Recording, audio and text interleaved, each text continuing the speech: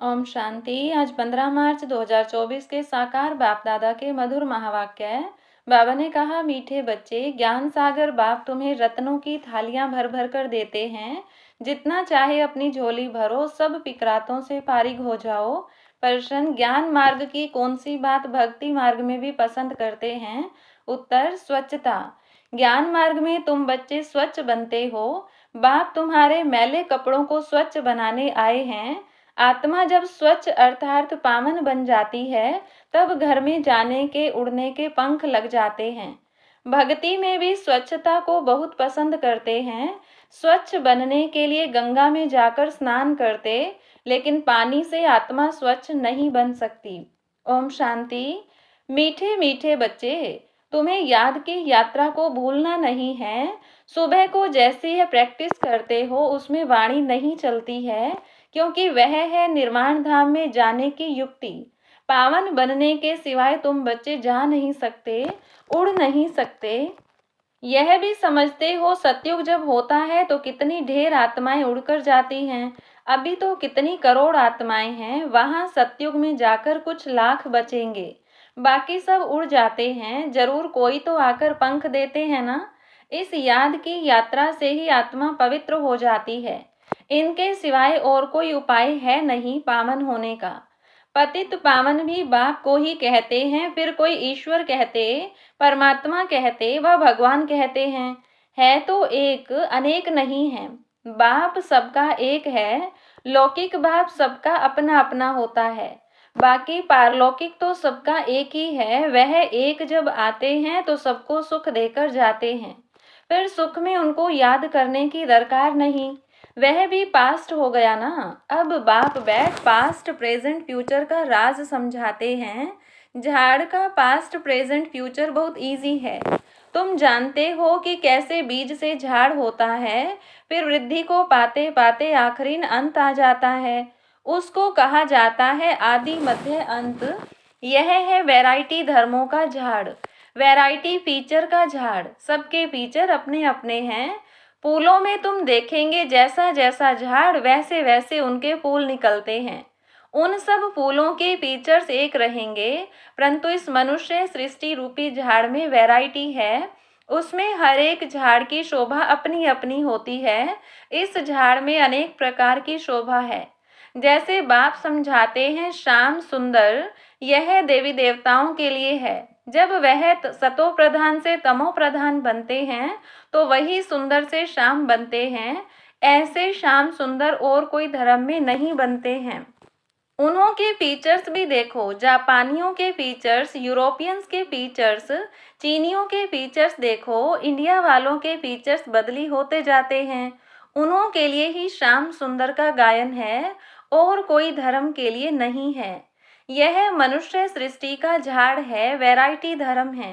वह सब नंबरवार कैसे आते हैं, यह नॉलेज तुम बच्चों को अभी मिलती है, और कोई यह बात समझा नहीं सके।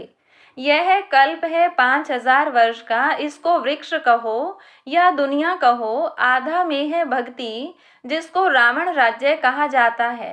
5 विकारों का राज्य चलता है। काम चिता पर चढ़कर पतित सांवरे बन जाते हैं। रावण संप्रदाय वालों की चलन और दैवी संप्रदाय वालों की चलन में रात दिन का फर्क है। मनुष्य उन्हों की महिमा गाते हैं, अपने को नीच पापी कहते हैं। अनेक प्रकार के मनुष्य हैं। भक्ति तो तुमने बहुत की है, पुनर्जन्म लेते लेते भक्ति करते आए हो। पहले होती है व्यभिचारी भक्ति। एक की भक्ति पहले पहले शुरू करते हैं, फिर व्यभिचारी हो जाती है, अंत में फिर बिल्कुल ही व्यभिचारी बन जाते हैं। तब बाप आकर अव्यभिचारी ज्ञान देते हैं, जिस ज्ञान से सद्गति होती है। इसका जब तक पता नहीं है, तो भक्ति के ही घमंड में रहते हैं। यह पता नहीं है कि ज्ञान का सागर एक ही परमात्मा है। भक्ति में कितने वेद शास्त्र याद कर जबानी भी सुनाते हैं। यह सब है भक्ति का विस्तार, भक्ति की शोभा है। बाप कहते हैं, यह मृग तृष्णा समान शोभा है। वो रेत पानी जैसी दूर से ऐसे चमकती है जैसे चांदी।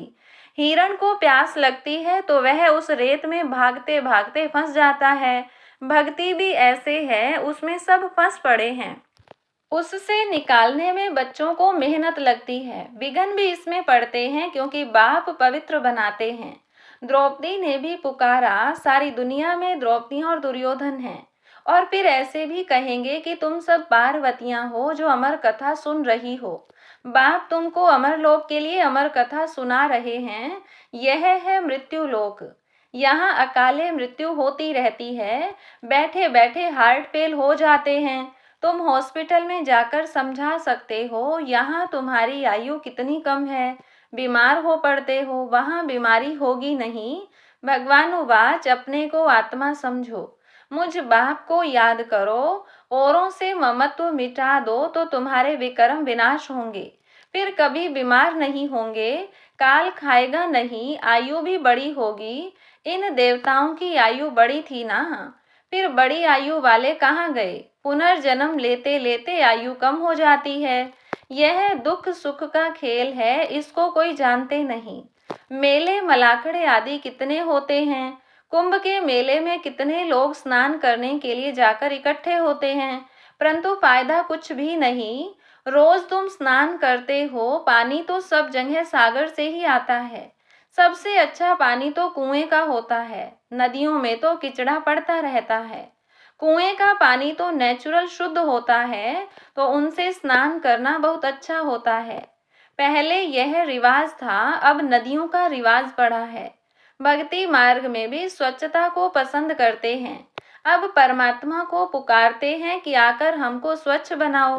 गुरु नानक ने भी परमात्मा की महिमा गाई है कि मूत पलीती कपड़ धोए। बाप आकर मूत पलीती कपड़ों को स्वच्छ बनाते हैं। यहाँ बाप आत्मा को स्वच्छ बनाते हैं, वो लोग आत्मा को निर्लेप समझते हैं। बाप कहते हैं, यह है ही रावण राज्य, सृष्टि की उतरती कला है। गायन भी है चढ़ती कला, तेरे भाणे सर्व का भला। सर्व की सदगति हो जाती है। हे बाबा, आपके द्वारा सबका भला हो जाता है। सतयुग में सबका भला होता है, वहाँ सब शांति में है, एक ही राज्य है। उस समय और सब शांति धाम में रहते हैं। अब यह लोग माथा मारते हैं कि विश्व में शांति हो। उनसे पूछो, आगे कभी विश्व में शांति थी जो अब फिर मांग रहे हो। वो फिर कह देते हैं, अभी कलयुग में 40,000 वर्ष और पड़े हैं। मनुष्य घोर अंधियारे में है। कहाँ 5,000 वर्ष का सारा कल्प, कहाँ एक कलयुग के ही 40,000 वर्ष बचे हुए बताते हैं। अनेक मते हैं, बाप आकर सच बताते हैं कि जन्म भी 84 ही हैं। लाखों वर्ष हों फिर तो मनुष्य जानवर आदि भी बन सकते हैं, परंतु कायदा ही नहीं है। 84 जन्म मनुष्य का ही लेते हैं, उसका हिसाब किताब भी बाप बतलाते हैं। यह नॉलेज तुम बच्चों को धारण करनी है। ऋषि मुनि तो नेति नेति करके गए हैं, अर्थात हम नहीं जानते हैं तो नास्तिक ठहरे। जरूर कोई आस्तिक होंगे, आस्तिक हैं देवताएं, नास्तिक हैं रावण राज्य में।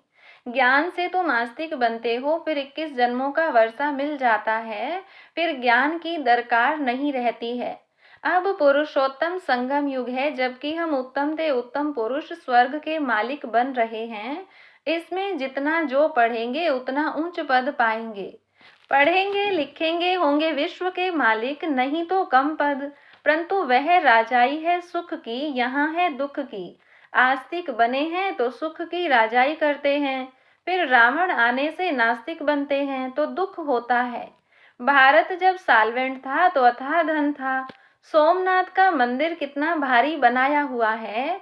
मंदिर बनाने के लिए इतने पैसे थे तो खुद के पास कितने पैसे होंगे।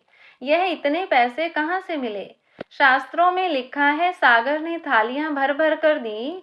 अब ज्ञान सागर तुमको रत्नों की थालियां भर कर देते हैं। अब तुम्हारी झोली भर रही है, वो शंकर के आगे जाकर कहते हैं, भर दो झोली। बाप को जानते नहीं, अब तुम जानते हो बाप हमारी झोली भर रहे हैं। जितना जिसको चाहिए सो भरे। जितना अच्छी रीति पढ़ेंगे उतना स्कॉलरशिप मिलेगी। चाहे तो ऊंच ते ऊंच डबल सिरताज बनो, चाहे गरीब प्रजा व दास दासी। बहुत हैं जो फारकती भी दे देते हैं, यह भी ड्रामा में नूंद है। बाप कहते हैं मुझे कोई फिक्र नहीं, मैं तो फिक्र से फारिग हूँ, तुमको भी बना रहा हूँ फिक्र से फारिग। स्वामी किंदा सतगुरु, स्वामी जो सबका बाप है उनको मालिक भी कहते हैं। बाप कहते हैं मैं तुम्हारा बेहद का टीचर भी हूँ। भक्ति मार्ग में तुम अनेक टीचर्स से अनेक विद्याएं पढ़ते हो।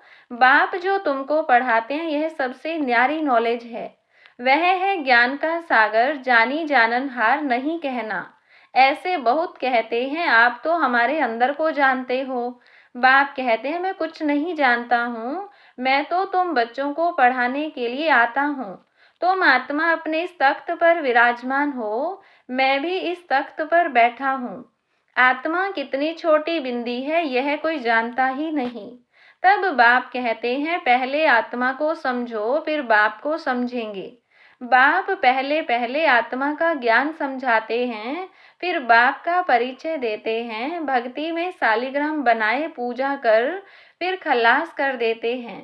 बाप कहते हैं यह सब है गुड़ियों की पूजा। जो इन सब बातों को अच्छी रीति समझते हैं वह औरों का भी कल्याण करते हैं। बाप भी कल्याणकारी है तो बच्चों को भी बनना है। कोई तो औरों को दलदल से निकालते निकालते खुद फंस मरते हैं, अपवित्र बन पड़ते हैं कि कमाई चट कर देते हैं। इसलिए बाप कहते हैं खबरदार रहना। काम चिता पर बैठने से ही तुम काले बन पड़े हो। तुम कहेंगे हम ही गोरे थे, हम ही काले बने, हम ही देवता थे, हम ही नीचे उतरे। नहीं तो 84 जन्म कौन लेते हैं, यह हिसाब बाप समझाते हैं। बच्चों को बहुत मेहनत करनी पड़ती है। आधा कल्प से जो विषय सागर में पड़े हैं उनसे निकालना मासी का घर नहीं है। अगर कोई थोड़ा भी ज्ञान लेते हैं तो उनका विनाश नहीं होता है। यह कथा है ही सत्य नारायण बनने की, फिर प्रजा भी बनती है। थोड़ा समझकर चले जाते हैं, हो सकता है फिर आकर समझें। आगे चलकर मनुष्यों में वैराग्य भी होगा। जैसे शमशान में वैराग्य आता है, बाहर निकले तो खल्लास। तुम भी जब समझाते हो अच्छा अच्छा करते हैं, बाहर गए खल्लास। कहते हैं यह काम उतार कर आएंगे। बाहर जाने से माया माथा मूड़ लेती है। कोटों में कोई निकलता है, राजाई पद पाना इसमें मेहनत लगती है। हर एक दिल से पूछे बेहद के बाप को हम कितना याद करते हैं। कहते हैं बाप की याद भूल जाती है। अरे अज्ञान काल में कभी ऐसे कहते हैं कि हमको बाप भूल जाता है। बाबा कहते हैं भल कितने भी तूफान आए तुमको हिलना नहीं है। तूफान आएगा, सिर्फ कर्मेंद्रियों से कर्म नहीं करना है। कहते हैं बाबा माया ने जादू लगा दिया।